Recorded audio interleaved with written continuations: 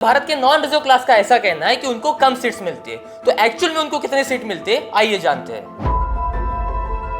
जब बात हम रिजर्वेशन इन एजुकेशन की करते हैं तो सबसे पहले रिजर्वेशन इन एजुकेशन चालू हुआ था छत्रपति शाहू महाराज के टाइम में, जब उन्होंने नॉन ब्राह्मण्स के लिए स्कूल और हॉस्टल की स्थापना की थी। उनको उस वक्त काफी क्रिटिसाइज किया गया था, लेकिन आफ्टर द इंडिपेंडेंस सबसे पहली अमेंडमेंट जब हुई थी तब एजुकेशन में रिजर्वेशन लागू किया गया। अब एक ऐसा लड़का जो पूरे जज्बे के साथ दिन रात मेहनत कर रहा है, खून पसीना एक कर रहा है और चाहता है कि उसका सिलेक्शन इंडिया के बेस्ट ऑफ बेस्ट कॉलेज में हो, तो उसके लिए सीट कितनी अवेलेबल रहती है। जब आप रिजर्वेशन की बात करते हैं तो सबसे ज्यादा रिजर्वेशन ओबीसी ग्रुप को मिलता है, दैट इज 27%। ऑब्वियसली वहां पे क्रीमिलियर का एक क्राइटेरिया पास करना पड़ता है। उसके बाद आता है ST, that is schedule caste. Schedule caste के लिए रहता है 15% ऑफ द रिजर्वेशन। उसके बाद आता है ST, that is schedule tribe. Schedule tribe के लिए रहते हैं 7.5% ऑफ द सीट रिजर्व। और इसी के बाद 2019 में एक नया रिजर्व ग्रुप इंट्रोड्यूस हुआ है जिसे कहते हैं EW, that is economically weaker section. तो इसके रहते हैं 10% सीट रिजर्व। इस पे भी हॉरिजॉन्टल रिजर्वेशन रहता है, रिजर्व क्लास के लिए भी और नॉन रिजर्व क्लास के लिए भी। अगर हम मान के चले कि 45.5% सीट जनरल कैटेगरी के लिए अवेलेबल है, 5% रिजर्वेशन हॉरिजॉन्टल रिजर्वेशन के लिए जाता है, तो उसमें अभी बचते हैं 35.5% ऑफ द